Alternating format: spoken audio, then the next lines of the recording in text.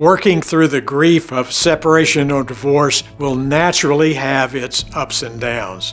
Your grief will be disruptive to your life. You can count on that.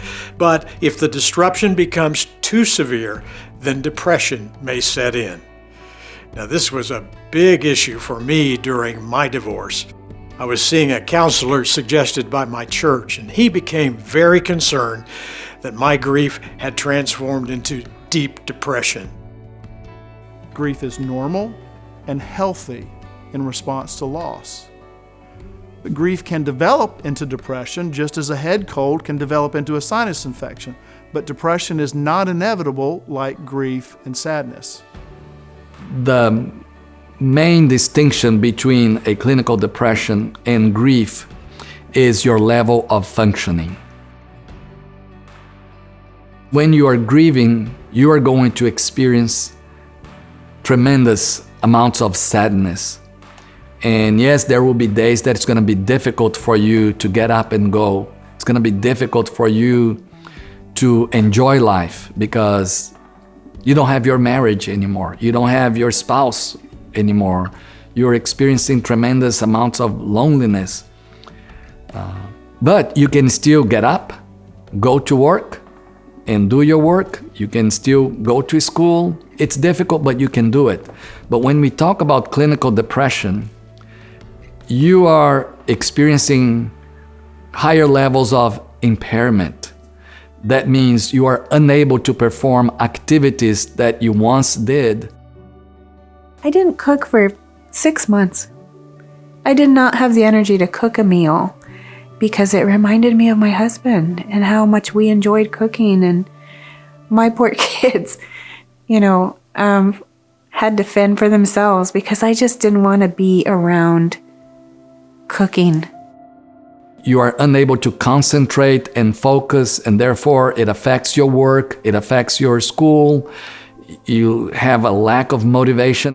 In grief, it may be possible that happy memories of the marriage are able to counterbalance some of the negative ones. Whereas when somebody's depressed and they look back, even the happy memories are covered over by this veil of depression. With depression, we have much more pervasive and intense sadness. I can remember the youngest one coming one night. He was home and he said, "Mom, what's wrong? You're sad all the time and you cry all the time, and what's going on?" We just lose interest in things that we typically enjoy, or maybe we don't get as much fulfillment out of those things. So we find ourselves just not doing anything, maybe spending a lot more time alone. It can have an impact on your appetite, so maybe eating more or less than usual. Sleep can also be impacted, so sleeping more or less. I would come home, nobody's here, don't have anything really to do. I wasn't feeling like eating, so I just lay there on the couch and kind of stare off till I fall asleep or something. And I can remember nights like that, I just wake up in the middle of the night. I've been on the couch for hours. When I was rejected and betrayed, it brought me to a place of just really feeling like I was worthless. With depression, oftentimes there are a lot of self-critical thoughts, a lot of judgmental thoughts, and it can lead to a really dark place of hopelessness, and sometimes even thoughts of, why am I even here? In depression, we go beyond loss and grief to 3 profoundly negative beliefs. One is a negative view of myself.